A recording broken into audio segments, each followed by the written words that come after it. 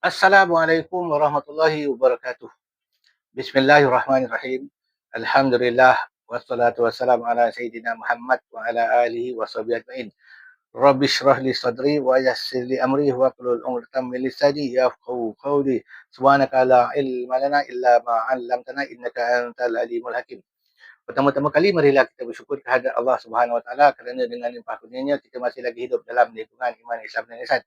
Dan sama-sama kita siasa bertobat kepada Allah Taala akan segala dosa yang telah kita lakukan sama ada kita sedar ataupun tidak. Dan sama-sama kita siasa bermohon kepadanya supaya ia menetapkan kita di atas jalan yang lurus. Pada kali ini saya ingin membuat satu penjelasan ringkas dengan bahasa yang mudah dalam bahasa yang singkat tentang satu kalam yang masyhur daripada Imam Malik. Pada satu ketika, Abu Ja'far Al-Mansur, iaitu khalifah pada zaman itu telah mencadangkan bahawa kitab Al-Muwatta' susunan Imam Malik dijadikan pegangan rasmi di dalam negara pada masa itu dan juga di dalam jajahan jalan takluk negara. Sebagaimana yang diketahui, Khalifah Abu Ja'far Al-Mansur adalah Khalifah Abbasiyah, ya, yang mana Imam Malik sempat hidup di zaman beliau. Tetapi Imam Malik enggan. Imam Malik berkata, jangan lakukannya kerana para sahabat masih berselerakah di berbagai tempat. Dan mereka telah meriwayatkan hadis-hadis lain daripada hadis-hadis Hijaz. Iaitu hadis-hadis yang menjadi sandaranku. Dan manusia telah mengambil hadis-hadis tersebut. Maka biarkanlah mereka dalam keadaan mereka. Dengan arti kata yang lain, Imam Malik enggan menjadikan kitab Muwatta' itu sebagai pegangan rasmi negara. Ataupun pegangan dan juga fatwa-fatwa beliau dijadikan mazhab rasmi. Imam Malik enggan. Ya. Kenapa Imam Malik enggan? Kerana pada masa itu di seluruh negara telah ramai para sahabat yang berselerakkan ataupun berada di berbagai tempat. Dan para sahabat itu telah mengajar hadis-hadis selain daripada hadis-hadis Hijaz yang diguna pakai oleh Imam Malik. Jadi Imam Malik dengan begitu tawaduk enggan melaksanakan perintah khalifah.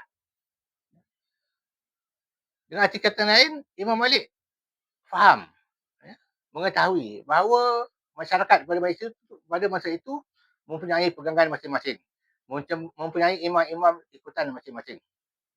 Jadi di seluruh negara, di seluruh kerajaan Abbasiyah pada masa itu, terdapat pegangan-pegangan individu yang jelas mempunyai sumber daripada hadis-hadis Nabi, yang bersumber daripada para sahabat. Baik. Kalam Imam Malik ini telah dijadikan hujah oleh penentang RUU wilayah persekutuan. Kerana bagi mereka tidak harus ditetapkan mazhab Syafi'i menjadi mazhab ataupun menjadi pegangan ataupun disyaratkan bagi ustaz atau ulama yang ingin dilantik sebagai mufti wilayah berpegang kepada mazhab Syafi'i ataupun akidah Asy'ari ataupun akhlak Junaidi. Mereka menolak. Tapi bagi saya, Neo Salafi ini tidak faham apakah maksud kata-kata Imam Malik. Difaham daripada kata-kata Imam Malik itu, secara umumnya Imam Malik enggan menjadikan pendapatnya sebagai mazhab rasmi negara. Tetapi lain konteksnya dengan Malaysia. Malaysia telah lama mengamalkan amalan-amalan daripada mazhab Syafi'i, iktikad Asy'ariyah dan akhlak Junaidiyah. Yang semua itu bersumber daripada Al-Quran dan hadis. Tetapi Neo Salafi mahu pegangan mereka yang tidak berpegang pada mazhab ataupun yang mencampur adukkan mazhab ataupun yang mengutamakan khilaf dimasukkan dalam amalan masyarakat Malaysia. Ini bercanggah dengan kalam Imam Malik. Imam Malik enggan menjadikan pegangannya sebagai pegangan utama negara. Seharusnya Neo-Salafi Malaysia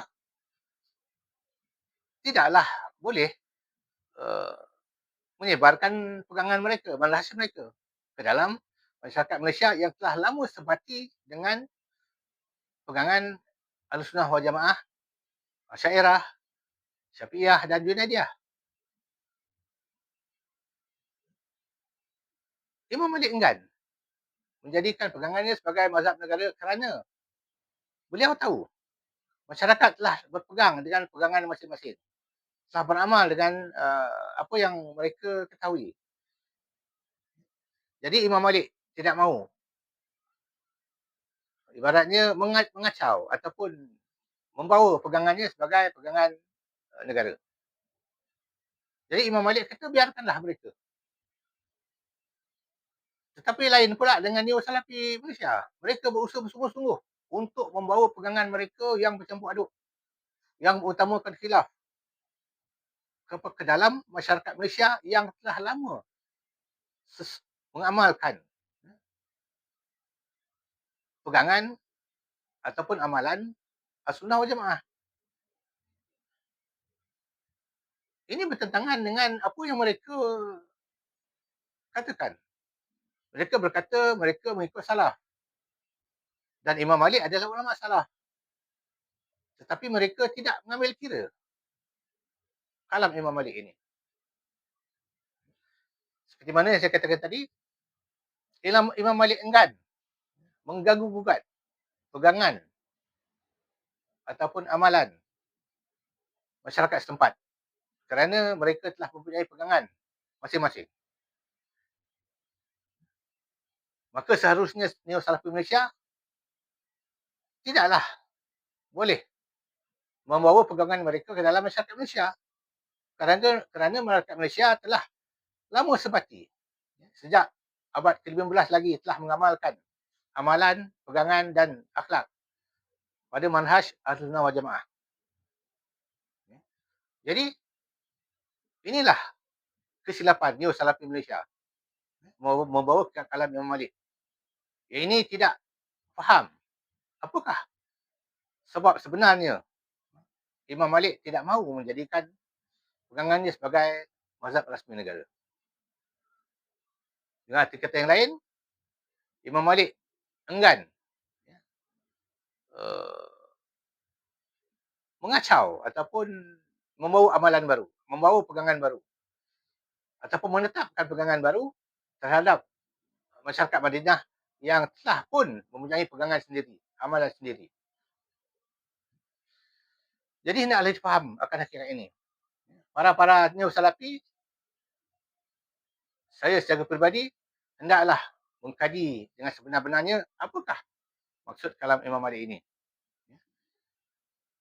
sebelum menolak cadangan RUU Wilayah Persekutuan. RUU mesti Wilayah Persekutuan. Jangan kerana nafsu kita untuk membirakan ataupun memulakan pegangan kita, maka kita menjadikan masyarakat berpecah belah dengan khilaf yang kita bawa. Jadi sekian dulu. Billahi taufiq wal hidayah. Assalamualaikum warahmatullahi wabarakatuh.